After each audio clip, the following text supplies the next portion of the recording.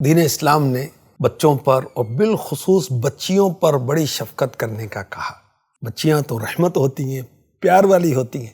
ہمارے آقا صلی اللہ علیہ وسلم کی 4 شہزادیاں اور میرے آقا علیہ الصلوۃ والسلام کی شفقت ان چاروں پر تھی، بلکہ آپ کی بڑی صاحبزادی، بڑی شہزادی حضرت زینب رضی اللہ تعالی عنہا کی شہزادی حضرت امامہ رضی اللہ تعالی عنہا پر بھی میرے آقا علیہ الصلوۃ والسلام کی بڑی شفقتیں تھیں۔ اندازہ لگائیے، ایک دفعہ آقا علیہ الصلوۃ والسلام مسجد میں اس شان کے ساتھ تشریف لائے کہ آپ کی نواسی حضرت امامہ رضی اللہ تعالی عنہا آقا کے کندھوں پر تشریف فرما تھی۔ اسی حالت میں آپ نے نماز پڑھائی۔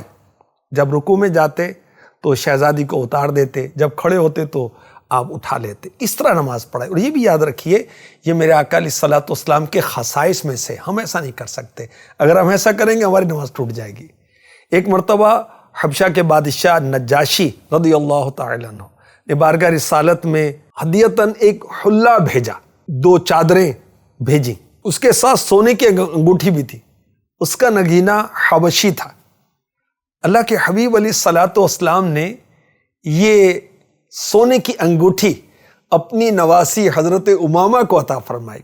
ایک مرتبہ بہت ہی خوبصورت سونے کا ہار مکہ مدینے کے تاجدار صلی اللہ علیہ وسلم کی بارگاہ میں پیش کیا گیا۔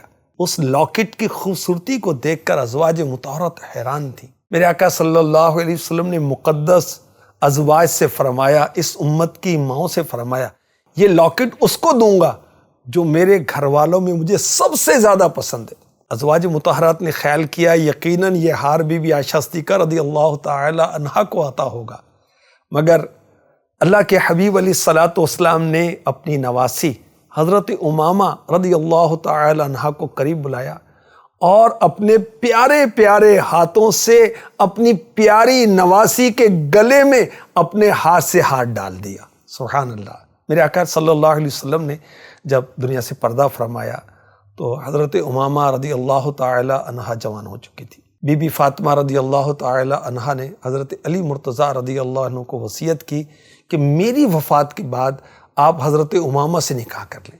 حضرت علی نے سیدہ فاطمہ کی وصیت پر عمل کیا۔ خاتون جنت کے پردہ کر جانے کے بعد حضرت علی نے نکاح کیا اور 40 سنہ ہجری میں حضرت علی نے جامع شہادت نوش فرمایا تو آپ رضی اللہ عنہ نے مغیرہ بن نوفل کی وصیت کی کہ وہ امامہ سے نکاح کر لیں۔ اللہ تبارک و تعالیٰ کی ان پر رحمت ہو، ان کے صدقے ہماری بے حساب مغفرت ہو، آمین۔